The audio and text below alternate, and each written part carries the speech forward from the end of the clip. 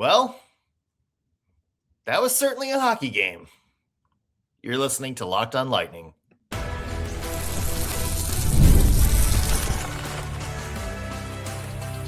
You're Locked On Lightning, your daily podcast on the Tampa Bay Lightning. Part of the Locked On Podcast Network, your team every day. Welcome to Locked On Lightning. We are part of the Locked On Podcast Network, now the #1 sports podcast network. We want to start with a shout out, as we do every day, to our everydayers. Thank you for making us your first listen of the day, every single day. Whew, absolutely insane hockey game to break down for you. 15 goals, 17 fights, 102 total penalty minutes, but unfortunately, one Lightning loss. Again, we're talking, of course, about the Lightning insane loss to the Buffalo Sabres in what might be the most asinine game in the NHL this year. And of course, that leads to the big thing. Lightning no longer first place in the Atlantic Division. We'll talk about that. And one of those aforementioned fights and one of those aforementioned goals was scored by Corey Perry.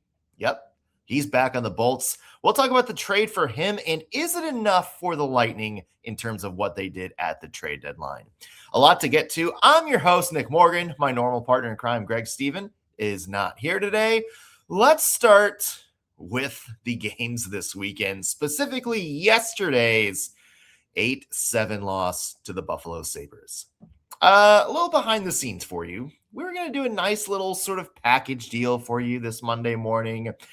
Maybe a collective overview of both the Toronto game on Saturday and the Sabres game yesterday.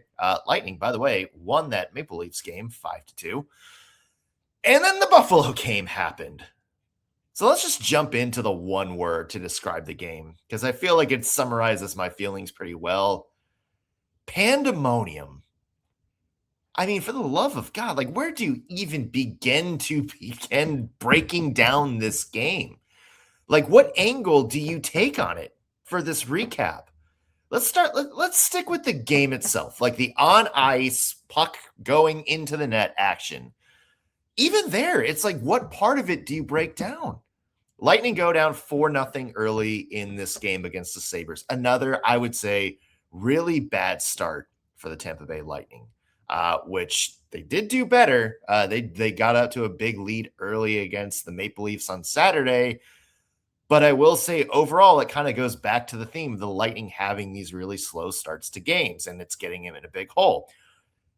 But then you give them credit for coming back like they did yesterday against the Sabres. 5 straight goals. At one point, they eventually made it 7-5 in the third.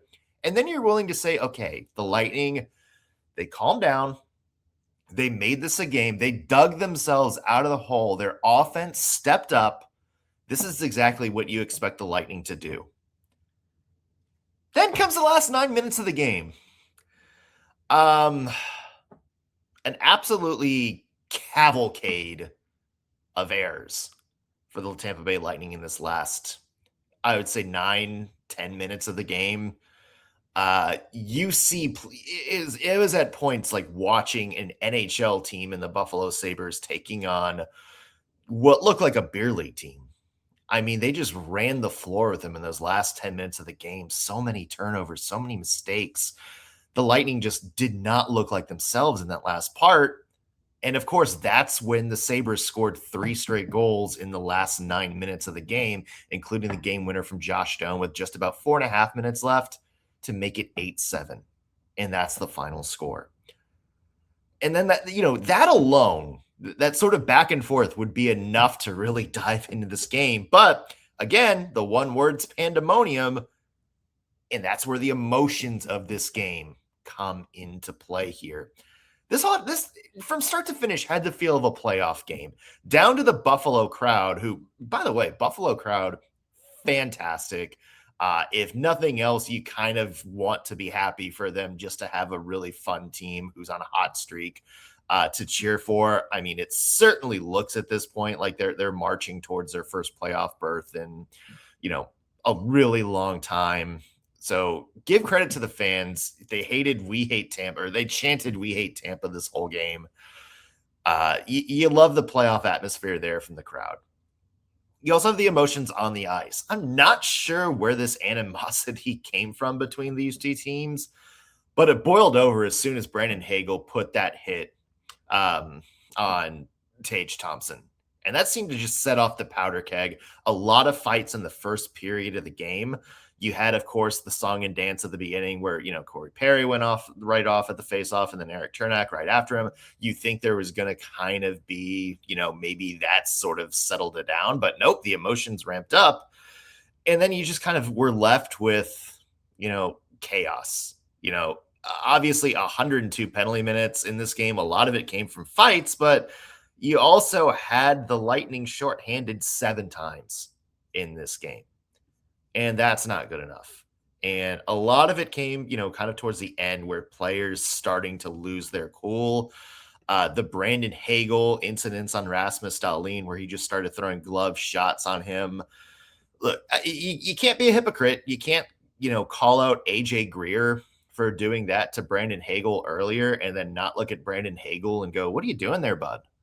Like you can't you can't have it both ways. That was a very undisciplined play from Brandon Hagel at the end, just some bad, penalties outside the context of roughing in this one. It just all fell apart for the Lightning. And look, they're a really good, their players are great. They should have enough to sort of win games like this.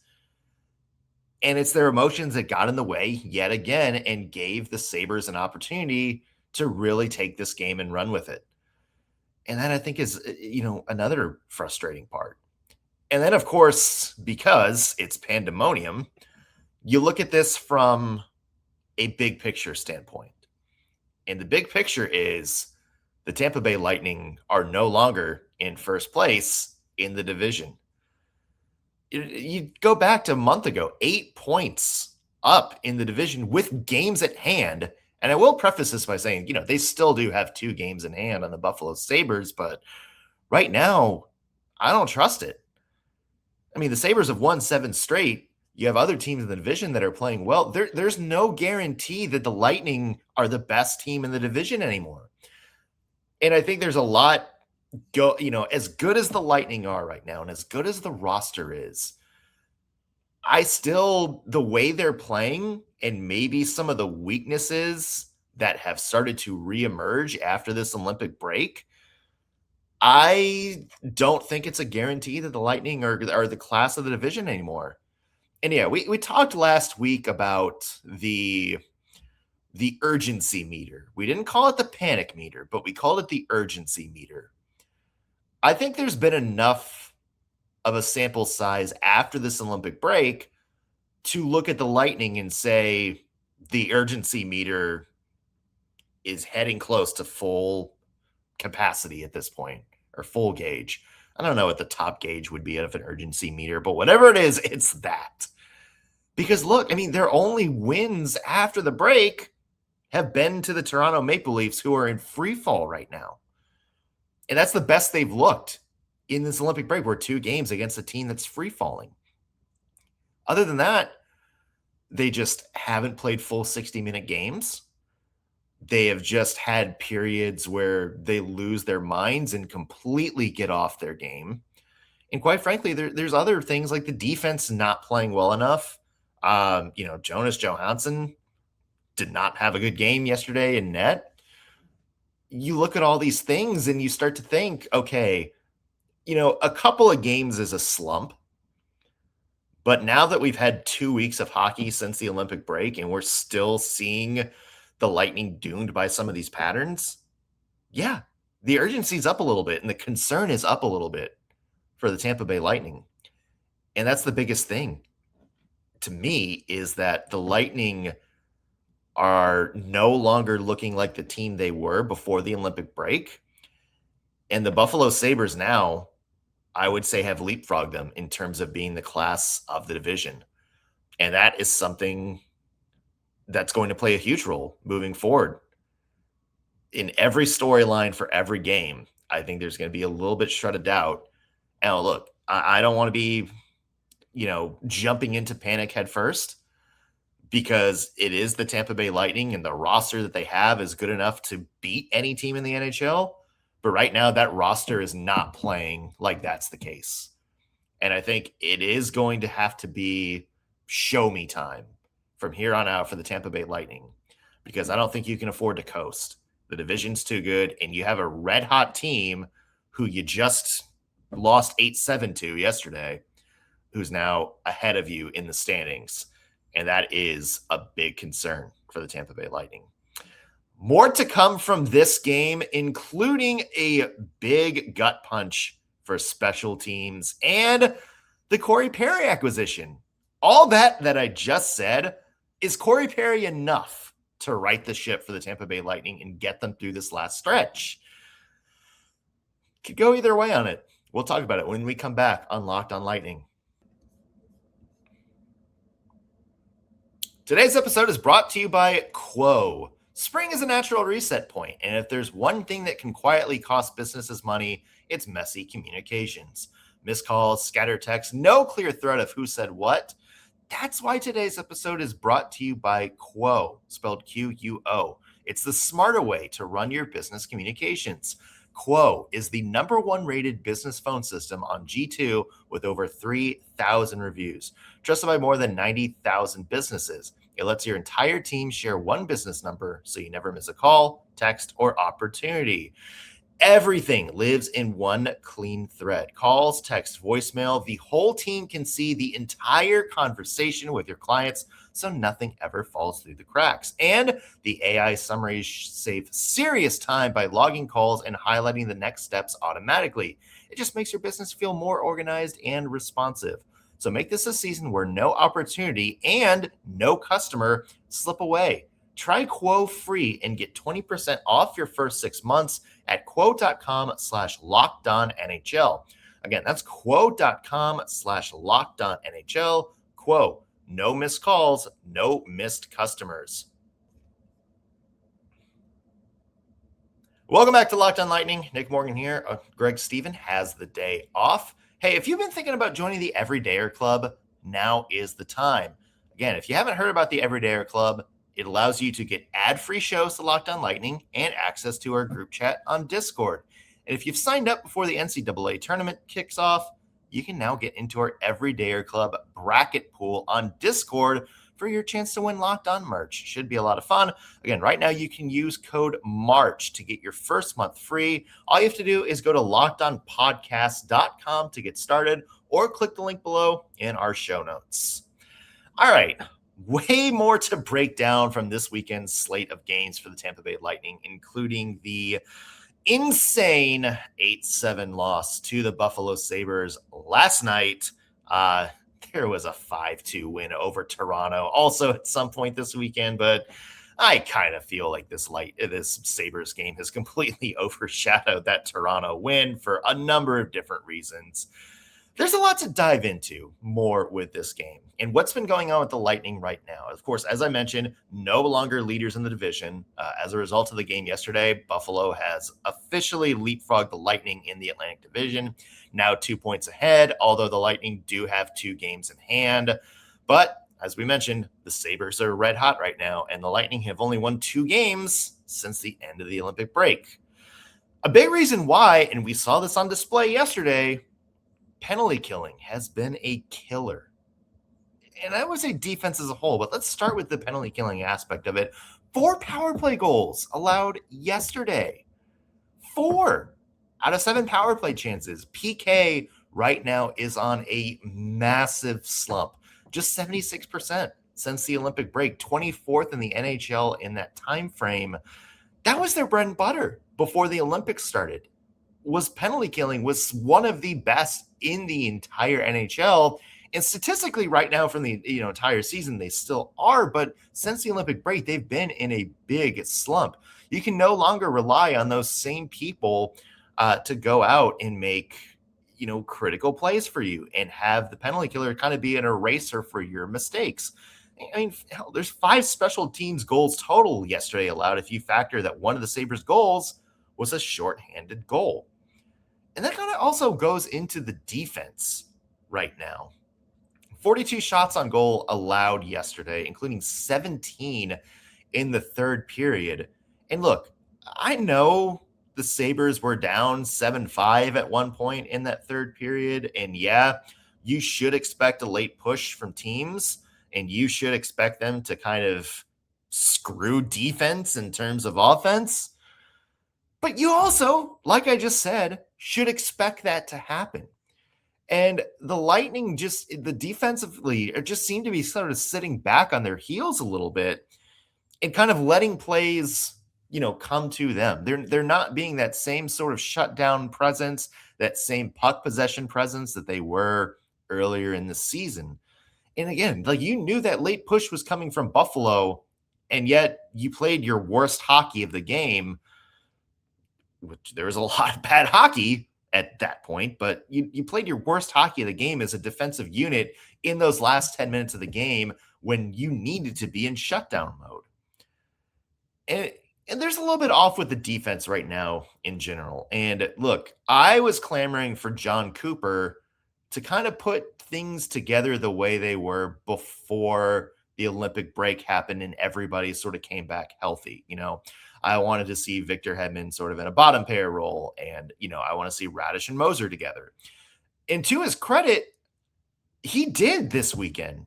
He did put everybody sort of back together the way they were, and they still looked a little bit off. Radish and Moser played a lot of minutes together yesterday. Something just still doesn't look right about those two together, even though offensively, they both had 3 points yesterday against the Sabres, but defensively, they don't look like they have that same sort of communication and skill in their own end of the ice that they did before the break. I'm going to be very careful saying this, but, I would also argue Ryan McDonagh has just looked a step slow since he's been back in the lineup, and that's a concern. Victor Hedman, I think, has been playing better, but still doesn't look like that Victor Hedman of old. I don't know if he's still battling injury or if this is just the Victor Hedman we're going to get right now from now on, at least until the summer. I don't know what it is, but those two also look a little bit off right now. And now you have to deal with the possibility, because going back to the theme of the game, pandemonium, you're also dealing with the possibility that Eric Chernak's hurt, because he got hurt in one of those fights and did not come back to the game after that. It's a little bit chaos right now. And of course, on the other side of that, remember when I said I have no no idea where to start diving into this game? It was a great weekend for offense. Nikita Kucherov, 7 points total in these 2 weekend games, had a 4-point game against Toronto, and then 2 goals and assists yesterday against Buffalo. You look at Brandon Hagel when he's not punching Rasmus Dahlin in the head. He had 5 points total. You got to call out Point, Gensel, and Cirelli for 2 points each against the Leafs. That part of it's working. And yeah, to their credit, that Lightning team scoring 7 goals should have beaten the Buffalo Sabres. It really should have. If you're counting on your team, if you can get your team to score 7 goals, you're doing something right. And I think the offense is working right now. And that was a key that we wanted to see when we did our weekend preview. We wanted to see the offense with all the injuries, especially up front. No Nick Paul, no Dominic James, Gage Gonzalez still is day-to-day. You wanted to see the top end of the lineup really step up and start controlling games. And to their credit, they did. In both of these games, in the win against Toronto, in the loss yesterday to the Sabres, the offense did its job, especially, I would say, specifically Nikita Kucherov. You're going to need to keep getting that from him while you manage some of your other shortcomings. I've said it many times this season. Nikita Kucherov is the eraser of this team. If he has a good game, if he is playing the way that he has been playing, before the Olympic break and these past couple of games, you have somebody that can get you through pretty much anything. I'll say the same thing for Andrei Vasilevskiy, because he had a good game against Toronto as well. You have those two players, I think you have a chance to win pretty much any game. And like I said, 7 goals against the Buffalo Sabres. Yeah, that was a good chance to win a game. And it's a shame that the rest of the team couldn't get that done.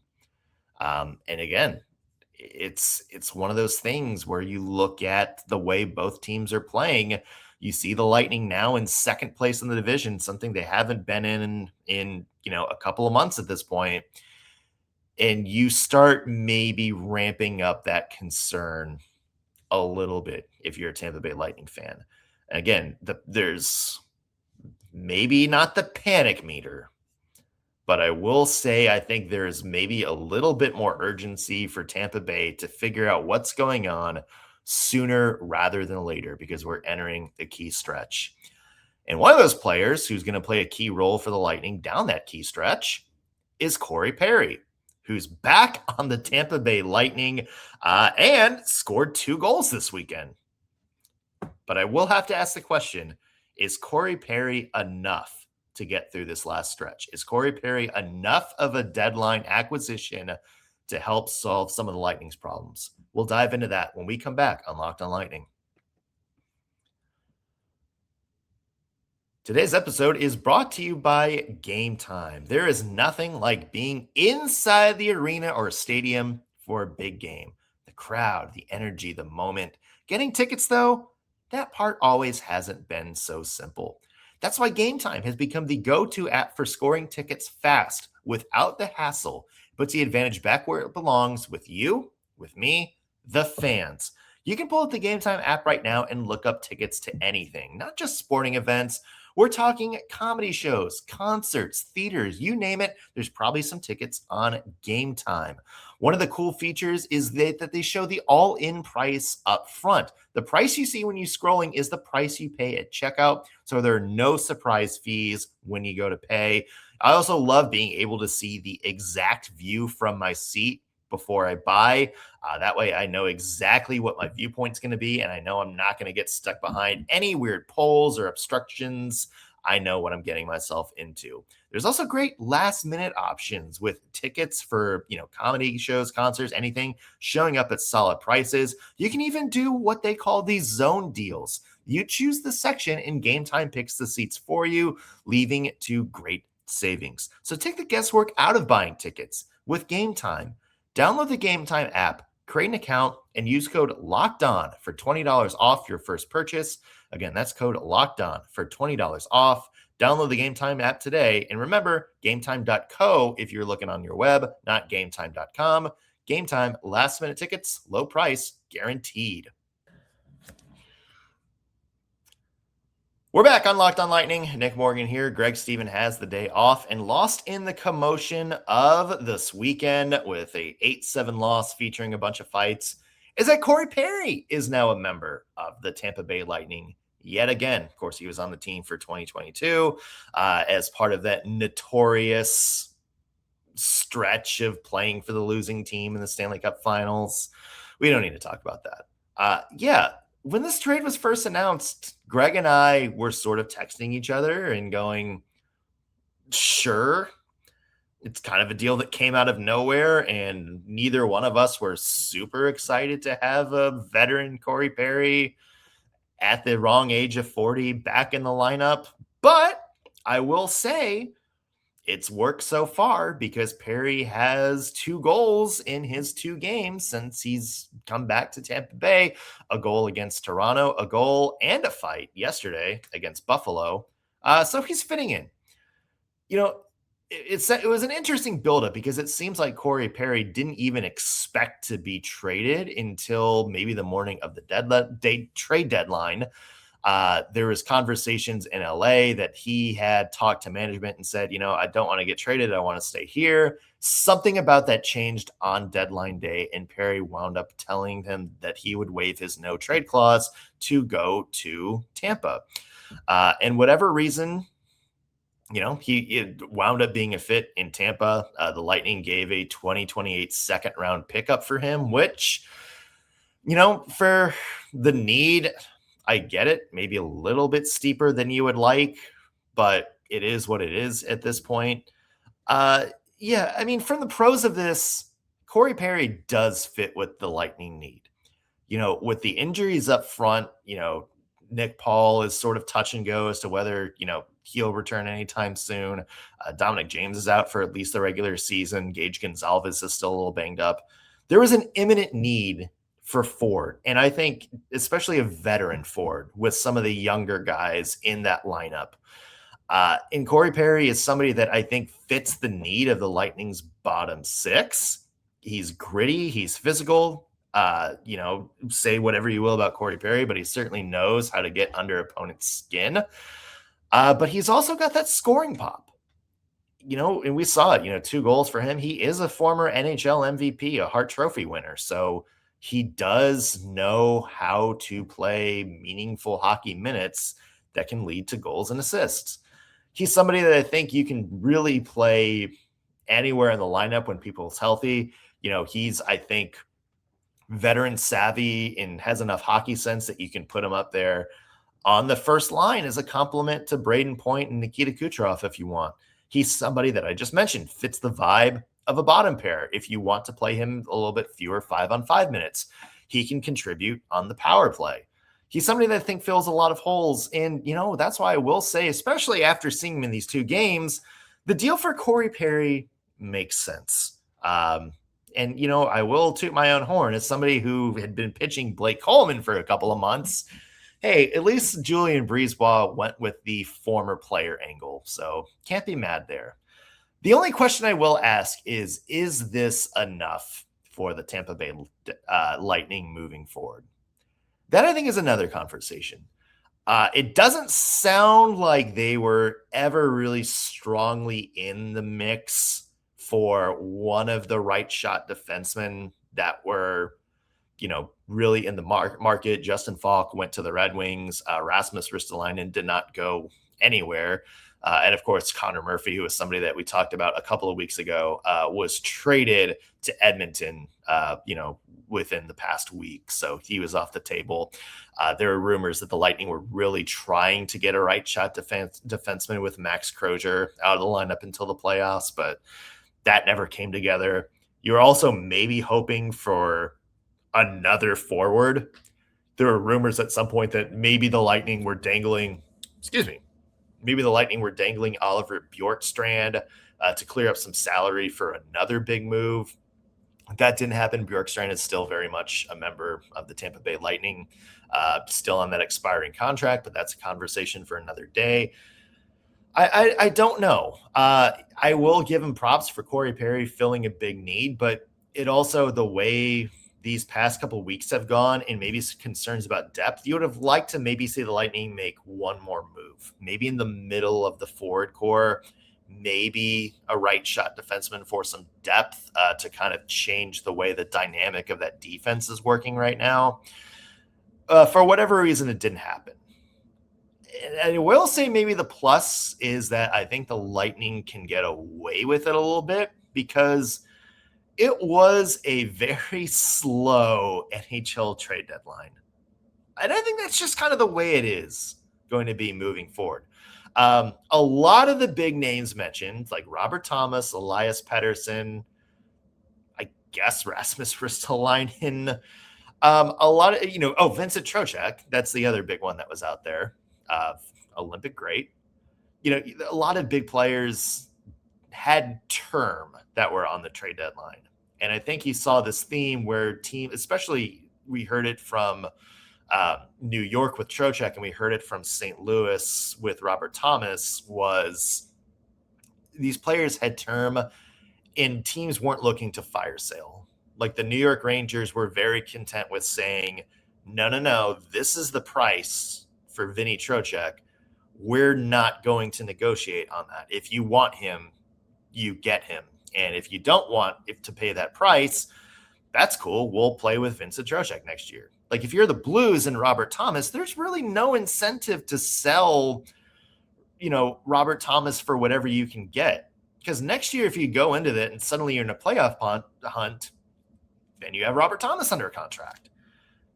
And I think that's kind of where the NHL has shifted a little bit is, there's fewer big name expiring contracts who are on teams that are being sold, teams are really doing a good job of locking up sort of even their like middle depth pieces to long-term contracts early.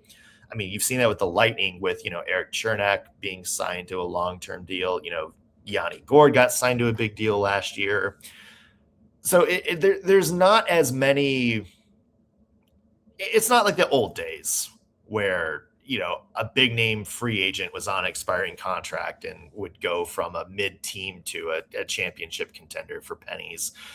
You also have to figure the cap space in terms of long-term IR heading into the playoffs. That rule change this year also played a big role. Like, you can't have Vegas doing hey, Mark Stone is on long-term injured reserve right at the same time we're bringing in Elias Pettersson, who has an $11 million contract. But don't worry, he'll be healthy for game 1 of the playoffs. The rule changes keep them from doing that anymore. So I do think this might be the new norm for the trade deadline. You didn't see a lot of teams really sort of, like in years past, like Florida last year, where they're like, they might have just ramped up some, they might have just put their ability to take them from like a good team that's a contender to over the line, this team is stacked. I don't think there's going to be any of that anymore, where teams just load up and go all in and get as many big names as they can. I just don't think that's the reality of the NHL trade deadline anymore. And I will say for the Lightning, Buffalo got Luke Schenn, Logan Stanley. I don't know if either of them really moved the needle.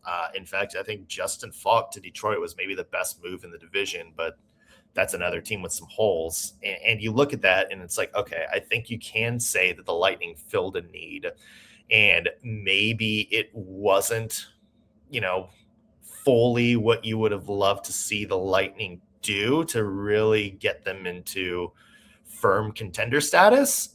But I do think that it will be enough for them to get through this last stretch.